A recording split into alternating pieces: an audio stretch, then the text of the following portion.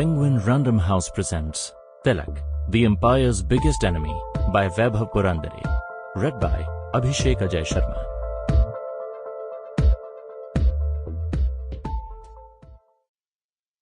For Vedant and Vardhan, my nephews.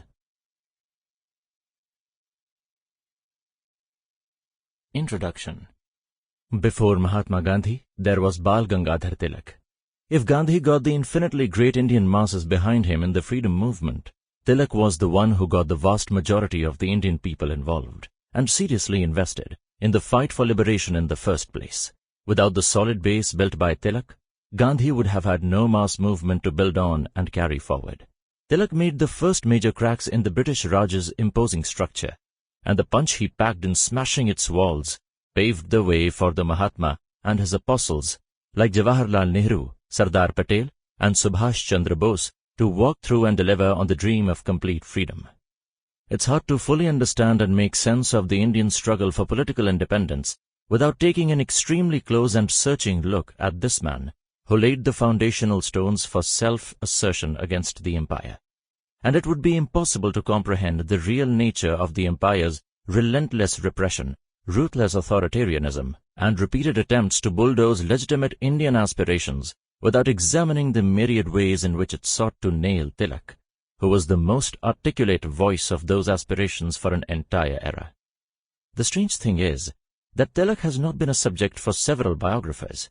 For a man who was the most popular Indian of his time and the mobilizer of an entire colonized population, he has been ludicrously overlooked and his story and its significance, by and large, unrecognized.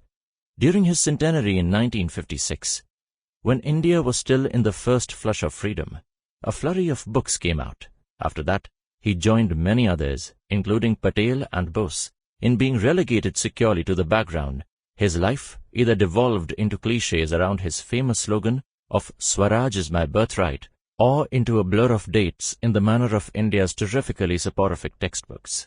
It's necessary to remove that blur to throw light on the critical and vastly under-examined pre-Gandhi phase of the Indian national movement, and to see how Tilak faced off against the Raj and kept going on despite being directly targeted, prosecuted, and punished over and over again on charges of trying to overthrow the empire. Tilak's life had four broad phases. The first, of 28 years from his birth, in 1856 to 1884, was marked by his obsession with mathematics and swimming. Both, in time, stuck with him for his entire life, and the development of a deep love for education and of an ardent public consciousness, which resulted in him tying up with the brilliant Marathi essayist Vishnu Shastri Chiplunkar and close friend Gopal Ganesh Agarkar to set up a school and college that would impart national education.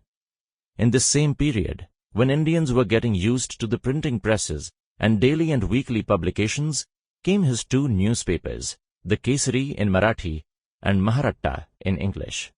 Tilak shaped both his papers into remarkably effective vehicles of political propaganda when such advocacy methods were not well developed on Indian soil. The third aspect of this growth was the formation, on his initiative, of the Deccan Education Society as the institutional framework for what was for Tilak a profoundly desired academic life. Politics was intricately blended with the kind of activities he had initiated, and Tilak's politics took off in a big way in the second phase of his life, beginning with conflicts with his colleagues Gopal Krishna Gokhale and Agarkar within the Deccan Education Society, and then inside the big tent of the Indian National Congress. This second phase, which spanned from 1885 to 1897, was of dramatic change. Tilak exited the Deccan Education Society after serious differences with his associates and plunged completely into public and political life. At the same time, going by his instincts and predilections, he embraced culture and religion, seeing them in a traditionalist society as essential and critical parts for the construction of public unity.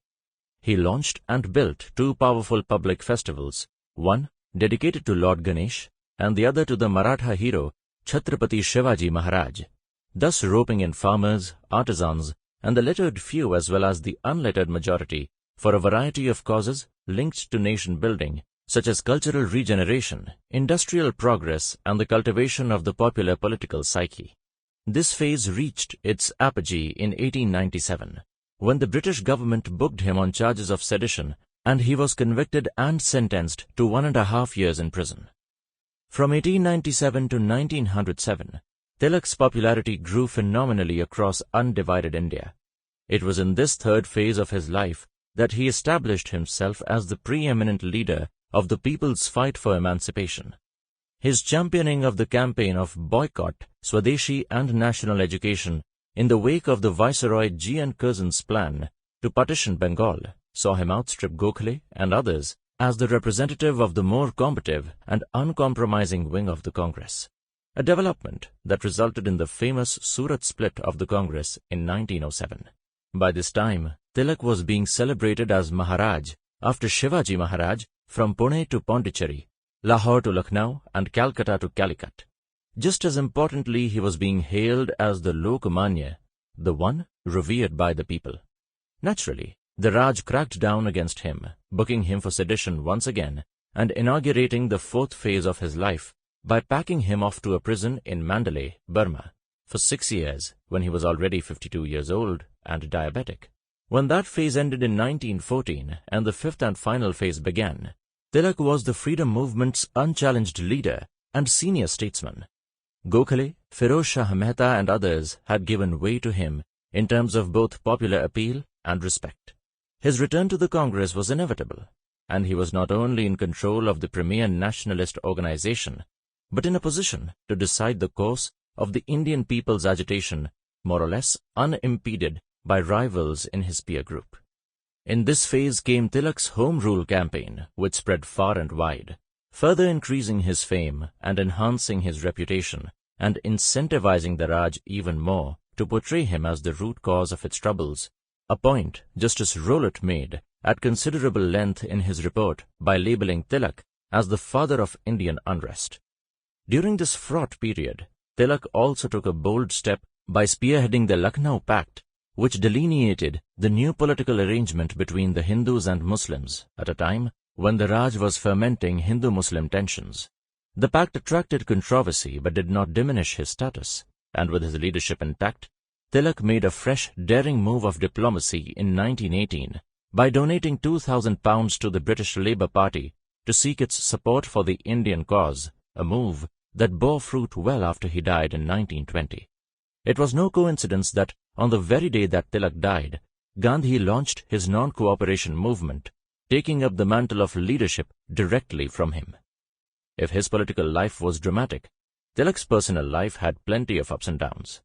Apart from serious fights with his closest friends and colleagues, there were tragedies like the death of his eldest son, which shook him deeply, and then the passing on of his wife when he was locked up in a prison in Burma.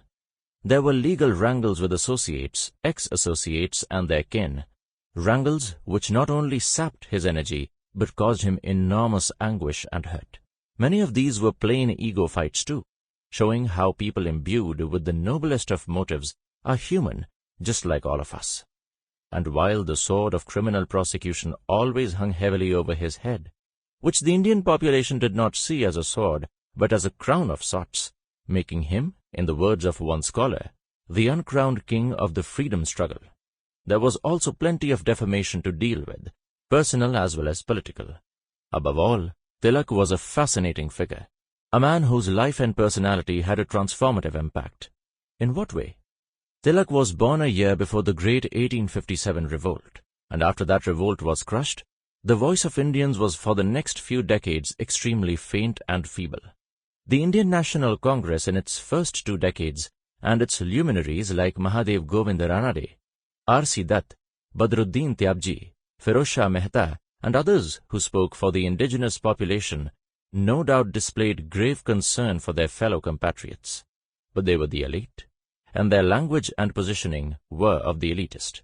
With their distance from the masses, they sounded aloof and impersonal.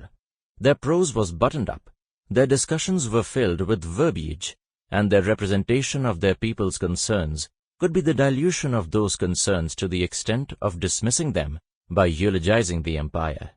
While the first president of the Congress, W.C. Banerjee, was more an Englishman than an Indian, almost ridiculed political activism, and Sample complete. Ready to continue?